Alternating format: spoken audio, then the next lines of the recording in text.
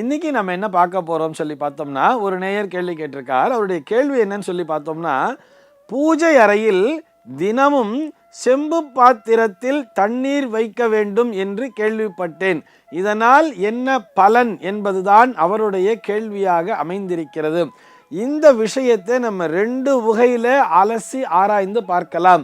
அதாவது செப்பு பாத்திரத்திலே தண்ணீர் வைக்க வேண்டும் அப்படின்னு நம்முடைய பெரியவர்கள்லாம் சொல்லி இருக்கிறது நிஜம்தான். இது ஏன் அப்படிங்கிறத ஆன்மீக ரீதியாகவும் பார்க்கலாம், ஜோதிடவியல் ரீதியாகவும் பார்க்கலாம். முதல்ல ஆன்மீக ரீதியாக எப்படி தெரியுமா சொல்லியிருப்பா, எப்பயுமே சுவாமி கிட்ட தண்ணிங்கிறது ஒரு பாத்திரத்தில் இருந்துட்டே இருக்கணும். அது ஒரு செப்பு பாத்திரமாக இருந்தால், அதாவது காப்பர்னு சொல்கிறா இல்லையா, அதில் இருந்தால் ரொம்ப ரொம்ப விசேஷம் அப்படிங்கிற மாதிரி சொல்லியிருக்கா.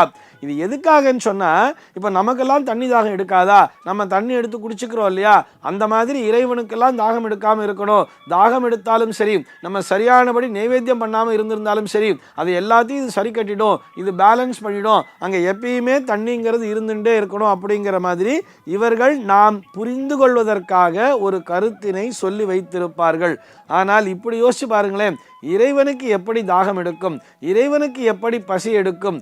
நைவேத்தியங்கிற ஒரு விஷயமே என்ன தெரியுமா, நிவேதயாமி அப்படின்னு சொன்னாலே இதை உன்னிடம் காண்பித்திருக்கிறேன், இதை உன்கிட்ட காமிச்சிட்டு நான் சாப்பிட போறேன் அப்படிங்கிறது தான் நம்ம சுவாமிகிட்ட காமிக்கிறோம். காமிக்கும் பொழுது என்ன ஆகுதுன்னு காட்டா, அந்த பொருளானது, அந்த உணவு பண்டமானது அல்லது அந்த திரவமானது சுத்தமாகி விடுகிறது.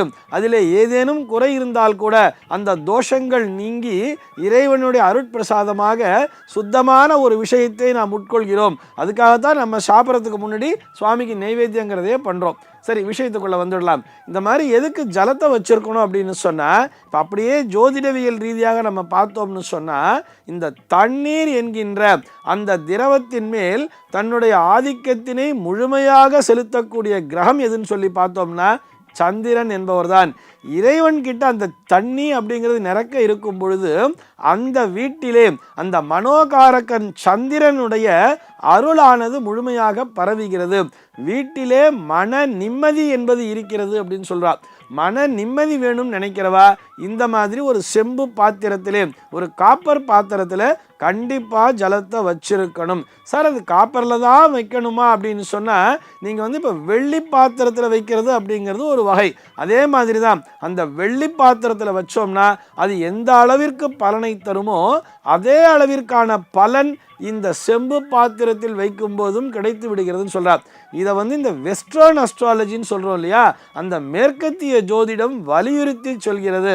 அதாவது இந்த காப்பர் அப்படிங்கிற மெட்டல் மேல இந்த வீனஸ் அப்படிங்கிற ஒரு கிரகத்தினுடைய தாக்கம் முழுமையாக இருக்கிறது அப்படின்னு சொல்லி வெஸ்டர்ன் அஸ்ட்ராலஜி அடித்து சொல்கிறது.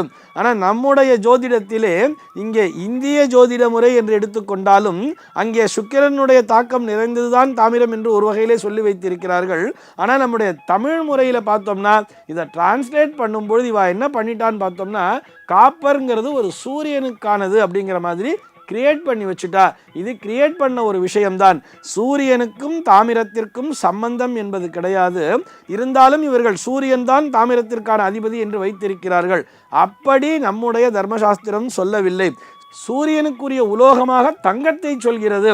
சார், தங்கங்கிறது குருவோடது தானே, நீங்க என்ன புதுசா சூரியன்னு சொல்றேன்னு சொன்னா இப்படி புரிந்து கொள்ளலாமே. தங்கம் என்பது யாரிடத்திலே அதிகமாக இருக்கும்? ஒரு அரசனிடத்திலே தானே அதிகமாக இருக்கும். அரசன்கிட்ட கஜானால தானே தங்கங்கிறது அதிகமாக இருக்கும். குருங்கிறவர் அதை மெயின்டைன் பண்றவர்.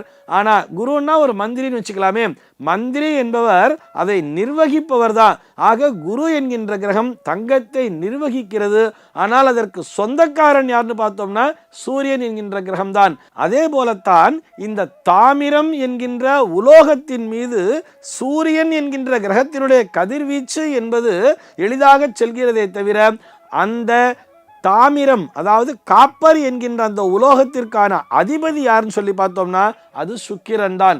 இந்த வேறுபாட்டினை புரிந்து கொள்ள வேண்டும். ஆக ஒரு வெள்ளி பாத்திரத்திலே, சுக்கிரனுக்கு உரிய அந்த வெள்ளி பாத்திரத்திலே தண்ணீர் வைத்தால் என்ன விதமான பலன் கிடைக்குமோ அந்த பலனை இந்த செப்பு பாத்திரத்திலே வைக்கும் பொழுதே தந்து விடுகிறார்கள் அப்படிங்கிறது அதற்கான உண்மை. அதாவது எல்லாராலையும் வெள்ளி பாத்திரங்கிறத யூஸ் பண்ண முடியாது தெரியுமா. ஏழைகளின் வெள்ளி அப்படின்னு நம்ம இந்த செப்பு அப்படிங்கிற பாத்திரத்தை சொல்றா. அதுல நீர் வைக்கும் பொழுது அந்த வீட்டிலே மனமானது என்றுமே மகிழ்ச்சியாக இருக்கிறது. அதாவது சுக்கிரன் தான் மன மகிழ்ச்சியை தரக்கூடிய கிரகம்ங்கிறது உங்க எல்லாருக்குமே தெரியும். அதாவது இந்த உலக மாயை அப்படிங்கிற மாதிரி விஷயங்கள்லாம் சொல்றோம் இல்லையா, இந்த இகலோக வாழ்விலே ஈடுபடுவதற்கு தேவையான அனைத்து சந்தோஷங்களையும் தரக்கூடியவர் சுக்கிரன்.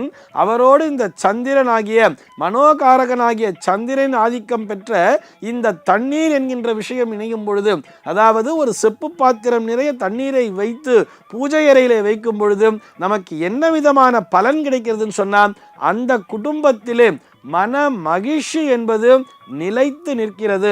அந்த மன மகிழ்ச்சியின் மூலமாக அவர்களுடைய குடும்பம் என்பது என்றைக்குமே நிம்மதியாக இருக்கும், நிம்மதியான ஒரு மனநிலையோடு அவர்கள் வாழ்வார்கள் என்பதற்காகத்தான் தினந்தோறும் பூஜை அறையிலே மறக்காமல் செப்பு பாத்திரத்திலே நீரை வைக்க வேண்டும் என்று நம்முடைய பெரியோர்கள் நமக்கு வலியுறுத்தி சொல்லி இருக்கிறார்கள். சர்வே ஜனாः சுகினோ பவந்து.